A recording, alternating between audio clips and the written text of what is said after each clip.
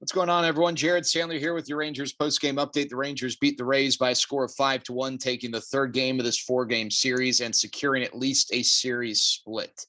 A few things. Let's start with the man who started the game on the mound, Kohei Arihara. It's just his third start, but best start as a Texas Ranger. He carries it into the sixth inning, goes 5 2/3 innings. And remember, this is the first time he's pitched on 4 days rest. In Japan, where he's pitched his entire career, they usually pitch on 6 days rest. So good on Kohei for being prepared. Now, what Chris Woodward said is it's going to be, that next start that will also be interesting on 4 days rest. But Kohei getting the job done tonight. We got 12 swings and misses from him.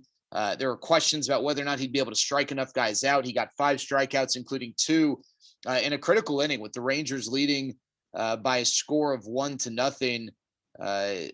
Right after that, the Rays loaded the bases with nobody out, and Arihara got a pop-up and then back-to-back strikeouts. So critical stuff there. Great job by Arihara. Really impressive start. I thought Kyle Cody, even though he gave up a run in the 9th inning, did a nice job.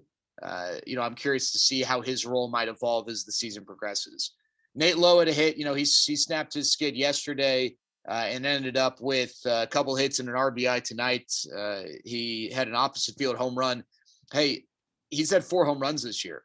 2 of them have been to the opposite field, 1 pulled, 1 to center. And of his 10 or 11 hits, I should say, 5 of them have been to the opposite field. So Nate Lowe using the entire field. David Dahl snapped an 0 for 20, ended up going 2 for 5, including a big 2-run double that helped the Rangers really open things up in the 7th. And then later that inning, Adolis Garcia looked like he might have had his first career home run of the inside the park variety. It actually looked like it might have been a true home run, hit high off the wall right by the yellow line. But then as it carried back, he was able to scurry around and initially, get called safe at home. The review, I'm still not sure about the review, but the call was reversed and he was ruled out. It ended up being a 2-run triple, but a 2-hit game for Adolis Garcia. I've talked about this over the last 48 hours. This guy's got a lot of tools. To me, he is a very strong late bloomer candidate. I'm not guaranteeing it. What's held him back is plate discipline and strike zone command. If he can show improvements there, this is an interesting guy here in the 2021 season because he does have a lot of tools, power, speed, and a really good arm. Joey Gallo, I thought, had a really nice game, even though he wasn't like a big impact player.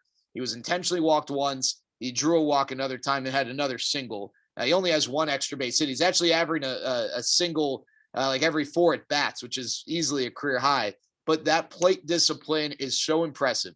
I don't think this pace is obviously going to keep up, but to give you an idea, he's on a 130 walk pace. He could have no hits and he'd still have like a 200 on base percentage. Obviously, he is getting hits and the batting average is right around 300. But even without Joey being one of those like super hot streaks, making a massive impact, he's still having an impact by getting on base, plus played some really nice outfield defense tonight. One little note, Brock Holt is expected to be back Saturday when he's first eligible to come off the IL. The Rangers continue to hope that Willie Calhoun will be ready by the end of the week. That's our Rangers update. Talk to y'all later.